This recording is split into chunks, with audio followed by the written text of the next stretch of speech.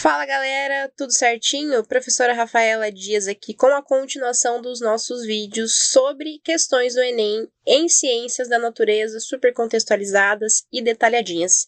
Chegamos aqui agora, gente, ali no nosso ponto de maior interesse. Então agora a gente vai começar a tratar de questões mais recentes da última edição do Enem de 2022. Então, questões importantíssimas ali. Resolvi, nessa aula de hoje, tratarmos ali questões que têm ali muita ligação com uma das atualidades ali que estão sendo discutidas pela nossa sociedade. Então, a gente vai tratar hoje de ecologia, vai tratar de vírus, de questão de saúde, questão de protozoário, tratamento de doenças.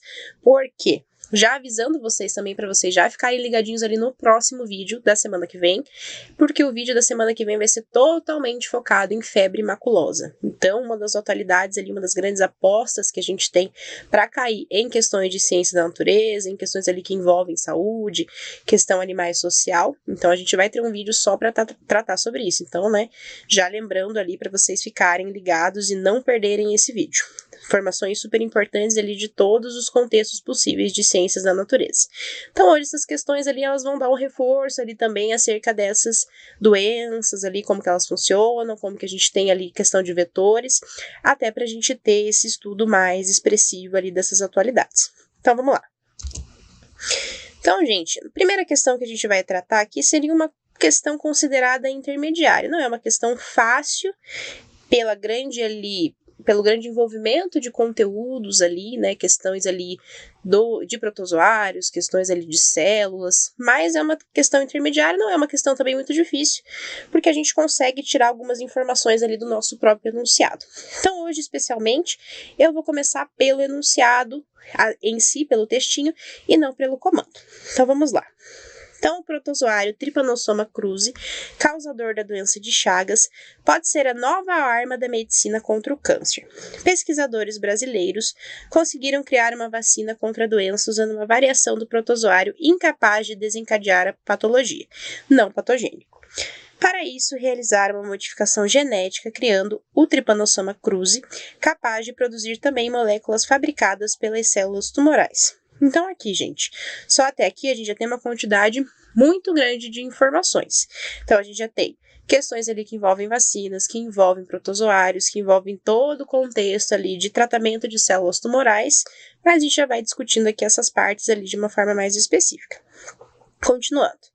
Quando o organismo inicia o combate ao protozoário, entra em contato também com a molécula tumoral, que passa a ser vista também pelo sistema imune como indicador de células do protozoário. Depois de induzidas as defesas, estas passam a destruir todas as células com a molécula tumoral, como se lutassem apenas contra o protozoário. Então, a gente tem um textinho ali um pouquinho extenso ali pra gente tratar, mas nesse caso, nessa questão específica aqui, vocês sabem que a gente tem alguns enunciados ali que a gente acaba não tirando muita coisa, que realmente o intuito ali é a gente seguir ali, iniciar sempre pelo comando pra gente ter essa objetividade. Mas nesse caso aqui, esse textinho que a gente vai ter ali uma quantidade de informações muito grandes pra gente tratar a nossa questão. Então, beleza, nem vamos dar uma olhada aqui nas nossas alternativas por enquanto e vamos começar a contextualizar isso daqui. Então, qual o mecanismo utilizado no experimento para enganar as células de defesa, fazendo com que ataquem o tumor? Beleza. Então, gente, tá aqui a carinha do nosso protozoário de interesse, do Trypanosoma cruzi. Então, ele tem essas características aqui, perspectiva ali microscópica para a gente tratar, e é uma doença super interessante de discussão, uma doença complexa ali, quando a gente vai comparar com outros tipos ali que a gente tem, geralmente mais discussão, até pela sua alta taxa de letabilidade. Então, é uma doença gravíssima. E é a doença ali que a gente tem um estudo vetorial. Então, de quais são os vetores, a gente vai tratar isso daqui certinho. Então, aqui, o nosso protozoário e o nosso vetor. Então, a doença ela é transmitida através da picada do inseto barbeiro. É um inseto ali da ordem Hemiptera. E como que acontece essa transmissão? Então, o inseto, ele pica. Nesse caso aqui, essa espécie aqui determinada, nós temos aqui o comportamento que a gente chama que eles são hematófagos. Então, eles têm essa alimentação a partir ali de sangue. Com essa picada, o que acontece? ele acaba ali tendo as fezes também sendo ali liberadas pelo corpo. Se eu tenho essas fezes contaminadas com este protozoário, com o Trypanosoma cruzi, então qual é o nosso primeiro intuito ali, qual é a nossa primeira reação? Geralmente ali a gente tem a picada, a gente tem ali uma reação, a gente tem a coceira e a gente acaba ali realmente mexendo ali nessa picada. Nessa parte ali da gente interagir ali, a gente tocar, coçar principalmente, a gente pode acabar facilitando esse contato, essa entrada dessas fezes dentro do nosso corpo. Então, a questão ali é através da picada e através ali do cocôzinho ali que eu vou ter a partir da produção, que vai entrar através da picada ali. Então, se a gente fosse contextualizar, tomar muito cuidado quando cai esse tipo de questão sobre esse tipo de doença.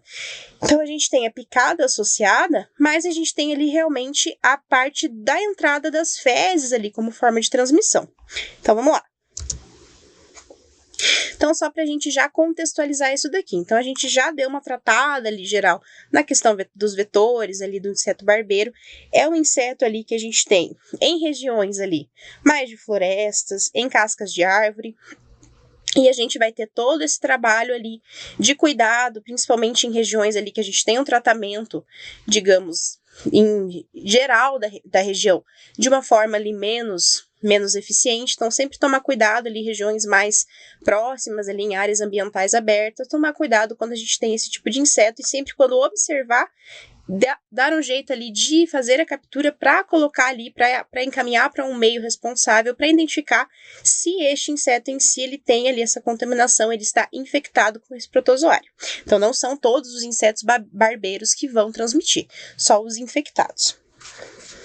Retornando só aqui rapidinho, gente, para a gente ter essa contextualização, então a gente tem essa relação deste protozoário com ali o controle e o tratamento de células tumorais.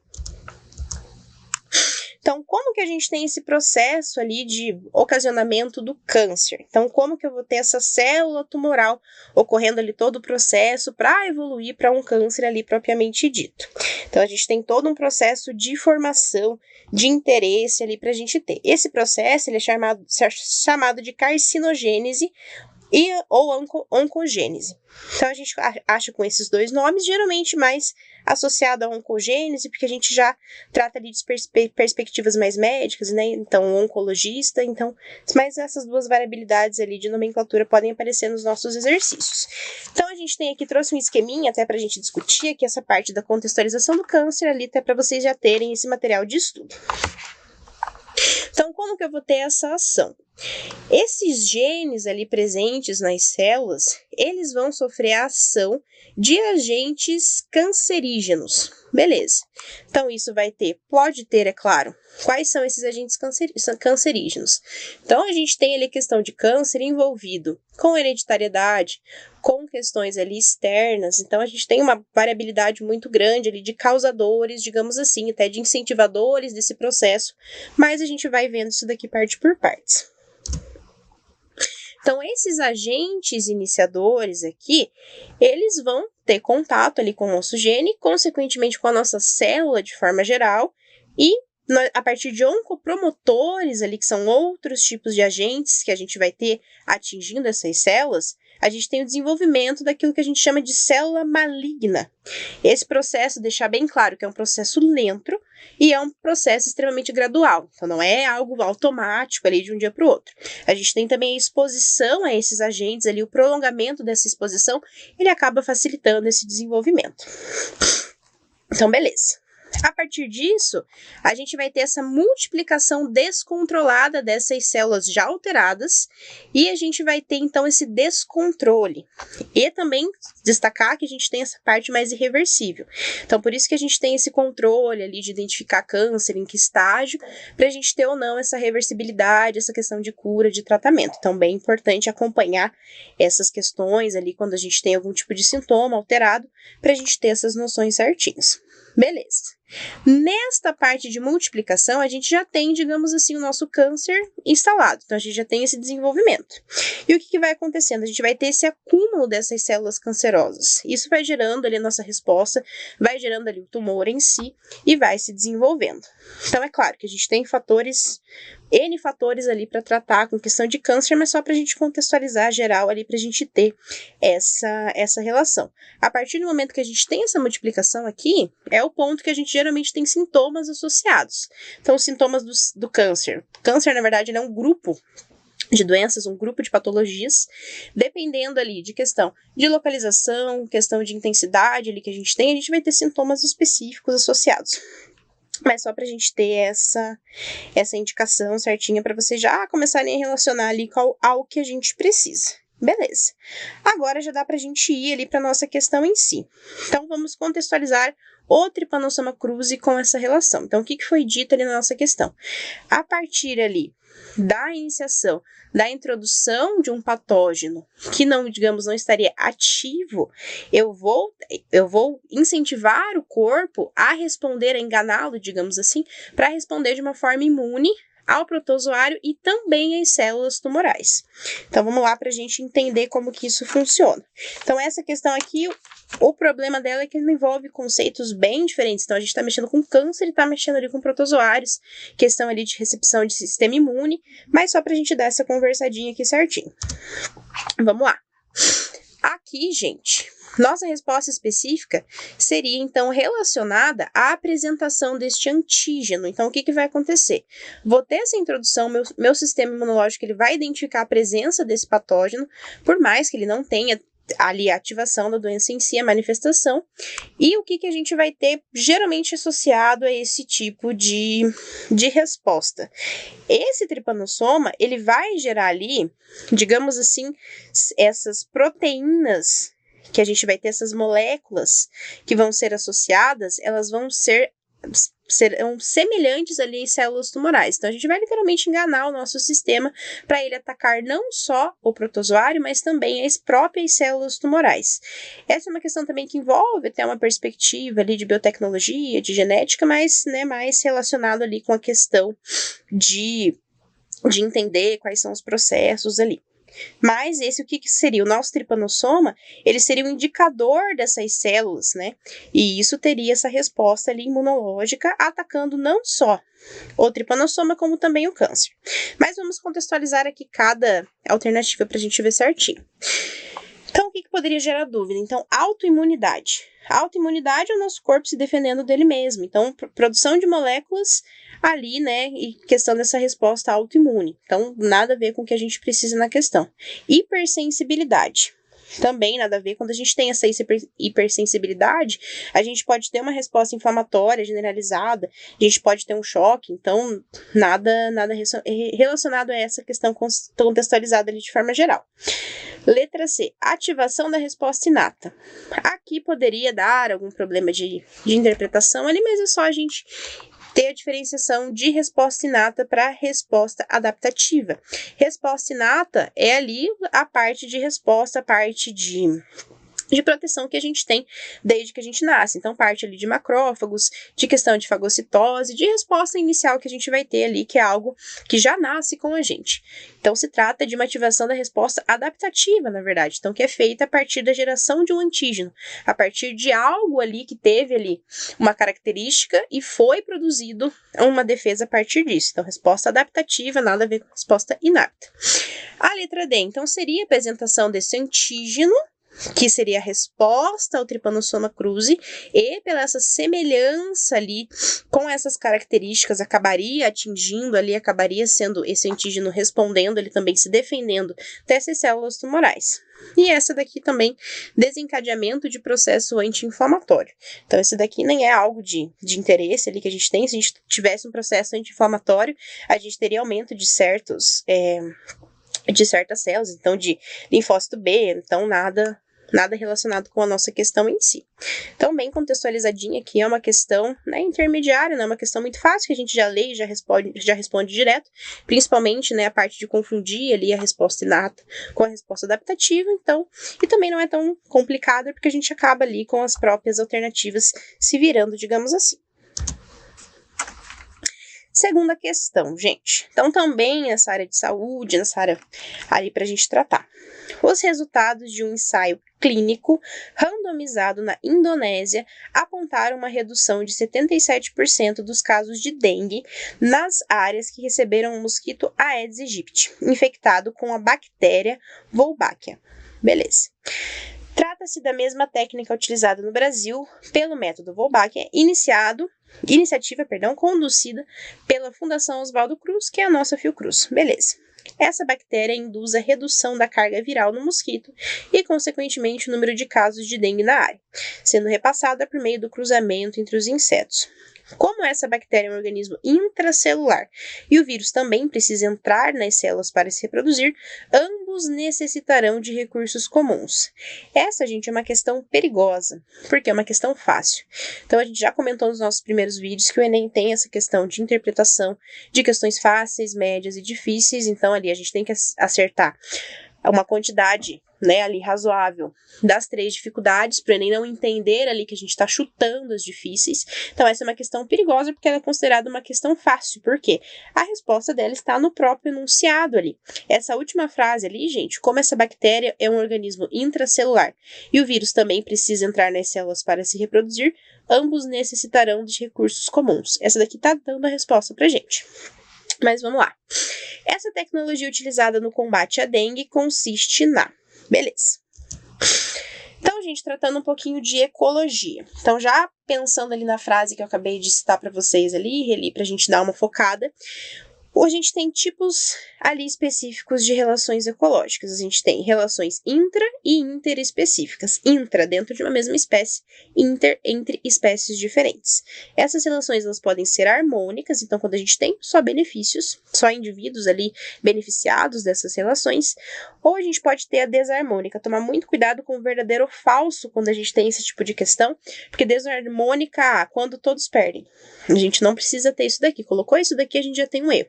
Porque a gente precisa pelo menos de um indivíduo ali sendo prejudicado. A gente tem relações desarmônicas que um é prejudicado e um é beneficiado. Então, tendo um ali, a gente já tem que considerar a desarmônica. Então, isso aqui é uma questão bem ali comum de cair em verdadeiro ou falso e a gente não impulsa acabar colocando ali que desarmônica é quando ali todos os indivíduos têm algum tipo de prejuízo. Então, isso tem que tomar muito cuidado pra gente entender. Então, por que eu citei para vocês ali que a resposta está naquela frase? A gente já está dizendo que eles estão competindo por recursos. Beleza. Então, onde que tem aqui, gente? Competição do vírus e da bactéria no hospedeiro. Então, nossa última frase aqui. Mas vamos dar uma discutida nessas alternativas. Predação do vírus pela bactéria. Então, literalmente, seria se o vírus ali se alimentasse da bactéria. Então, nada a ver. Esterilização de mosquitos infectados. Seria uma técnica aplicável, mas não seria tão efetiva para a gente ter esse tratamento. É uma técnica que tem a sua aplicabilidade, mas não tem nada a ver com o que está dizendo na nossa questão em si. Alteração do genótipo do mosquito pela bactéria. Então, alterar ali a parte genética do mosquito através da bactéria. Nada a ver com o que foi citado aqui pra gente. Competição do vírus e da bactéria no hospedeiro. Nossa última frase, dando a resposta ali pra gente. Inserção do material genético do vírus na bactéria. Isso poderia até acontecer, esse vírus poderia tentar ali, mas também não tem nada a ver com o contexto da nossa questão. Alguns detalhes específicos aqui, gente, só pra gente dar uma discutida, um extra aqui, digamos assim, de falar um pouquinho sobre dengue. Então, dengue é uma doença que sempre tá em discussão, agora a gente tá tendo um retorno ali muito grande, né, de questões ali de discussões sobre dengue, porque a gente tá tendo um elevado número de casos, né, então é algo meio que preocupante ali pra gente tomar cuidado e também prestar atenção quando a gente vai tratar de vestibulares e Enem, de questões ali que podem cair sobre isso daqui. Dengue, gente, alguns detalhes ali que a gente acaba passando despercebido, é transmitida pela picada da fêmea infectada. Então, a mesma relação que a gente teve ali com o barbeiro, de não são todos, a gente também se aplica aqui aos mosquitos. E alguma alguns detalhezinhos ali pra gente ter. A gente geralmente fala de Aedes aegypti, mas a gente acaba esquecendo que em pouca proporção a gente pode ter também esse vírus da dengue sendo transmitido pelo Aedes albopictus, que também é um vetor da dengue. Então, pra gente ter esses extras aqui, porque pode aparecer nisso e você já vir direto ali na sua cabeça de não, é o Aedes aegypti, então tá errado. Tomar muito cuidado, em pouca proporção, mas também ocorre. Beleza. Então, aqui bem uma questão bem tranquilinha aqui pra gente discutir.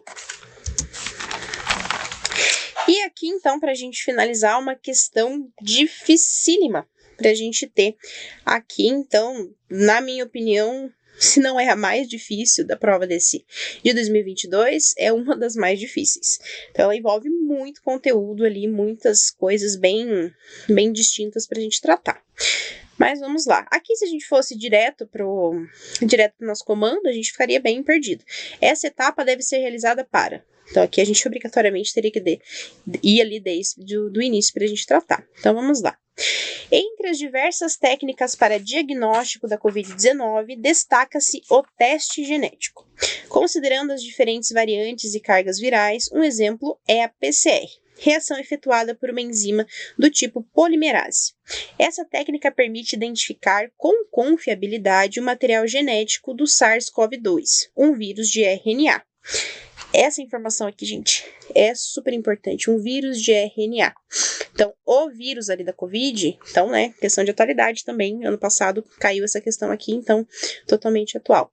O vírus da Covid é um vírus de RNA, um detalhe ali pra gente destacar. Para a comprovação da infecção por esse coronavírus, são coletadas amostras de secreções do indivíduo. Uma etapa que antecede a reação do PCR precisa ser realizada para permitir a ampliação do material genético do vírus. Então, beleza. Aqui, o nosso enunciado ele vai acabar dando alguns detalhes importantes, então, que é um vírus de RNA, que a gente vai estar tratando do PCR, mas é uma questão que a gente precisaria de uma boa lógica ali, de biotecnologia ali, para a gente tratar e entender como que funciona o PCR ali, e destacar aqui, gente, que PCR a gente vai mexer com DNA. Então, a gente teria que dar uma forma ali de converter este RNA para o DNA ali, para ser aplicado o PCR. Então, como que é feita essa técnica aqui? Então, gente, uma imagem complicadíssima ali, mas só para eu ilustrar aqui o que eu vou falar a partir de agora. Então, o que é o PCR? Ele é ali um tipo de análise, um tipo de ação laboratorial que a gente tem ampliação desses genes ali. Então, a gente consegue gerar uma cópia muito grande de genes ali da nossa amostra, para a gente ter essas análises ali, então, feita in vitro. Então, é algo bem atual ali para a gente entender. Então, o que acontece? Primeiro é feita a ampliação desses genes com relação à polimerase ali, com relação a essa enzima.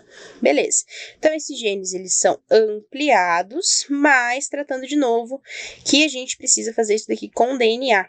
E na nossa questão a gente tem RNA, então a gente não pode já direto fazer ali o PCR da forma mais comumente aplicada. A gente precisa ali de uma preparação, necessariamente de uma conversão desse RNA para esse DNA.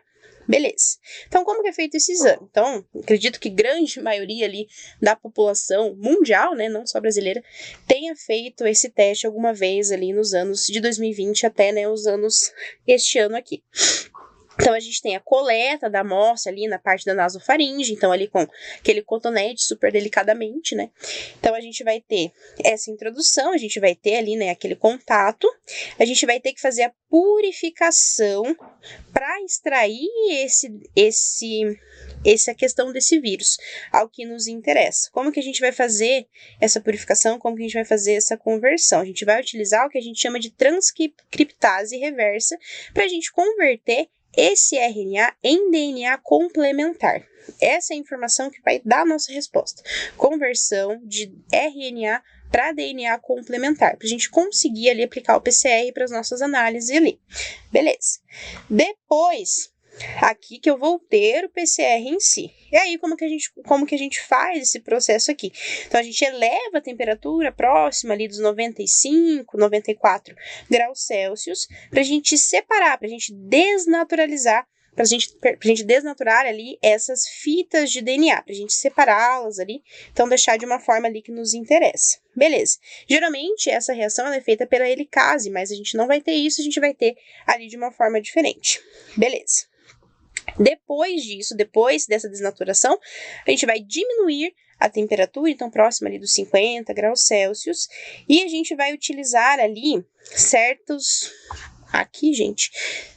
componentes para fazer o restante dessa nossa reação ali dentro do PCR. A gente vai utilizar o primer, que seria ali os nossos moldes, digamos assim, e seria os nossos fluxos ali de reação para a gente ter essa progressão ali dentro dessa análise laboratorial. Então, a gente diminui a temperatura e isso vai funcionar, então, como um molde ali para a gente ter as nossas novas fitas. Depois disso, a gente aumenta novamente a temperatura para que eu tenha agora o ataque dessa polimerase ali para ampliar essas fitas. Beleza. Então, o que a gente vai ter? Quando esse probe ali ele é retirado, quando esse agente ali que proporcionou essa reação ele é retirado, a gente tem emissão de luz. Então, essa luz ali que vai dizer ali se o resultado é positivo ou se o resultado é negativo. Então, é um sistema ali, é um conteúdo bem complicadinho ali de biotecnologia, ali de questão mais laboratorial, então eu teria que ter uma noção bem específica para resolver esse tipo de questão aqui. Então, principalmente saber ali que PCR a gente vai mexer com DNA e que a gente precisaria dessa forma de converter ali, nesse caso, o RNA para DNA complementar. Beleza. Então, aqui, né, já estaria ali, diretamente ali, citando o nosso DNA complementar, então a nossa resposta já seria a letra E, mas vamos dar uma discutidinha ali nas outras alternativas. Concentrar o RNA viral para otimizar a técnica. A gente precisa de DNA, então nada a ver com o que a gente precisa. Identificar nas amostras anticorpos anti-SARS-CoV-2. Então, também, nenhuma relação aqui, uma alternativa bem confusa ali em questão de organização de informações, então também não nos interessa.